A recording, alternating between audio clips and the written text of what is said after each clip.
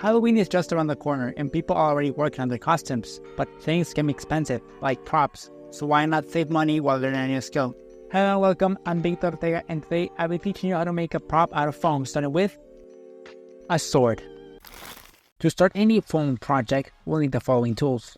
First is foam, but to be more specific, EVA foam. This material is more rigid and durable than the standard variant, so it's perfect for prop making.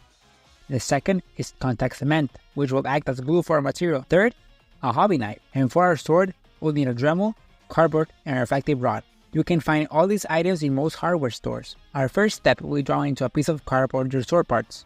I start with the blade, then move on to the handguard, and finally, the hilt. This sword can be as long and wide as you like, but I'm keeping mine at 39 inches long and 7 inches wide for the guard to make things simple and easy for you guys to see. Next, we'll cut the patterns and trace them twice on our foam. Now we're working on the foam, where on the blade, we'll cut at a 45-degree angle to give it a more dynamic shape, as you'll soon see. We do this along the whole blade for both parts. You want to maintain a steady hand for the entire process to make the sword look as uniform as possible. Make this cut easier by holding your index finger against the foam. Then, we'll cut the handguard and hilt.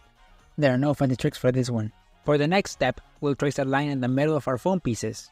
Then, we'll use the Dremel to make a small dent in our lines.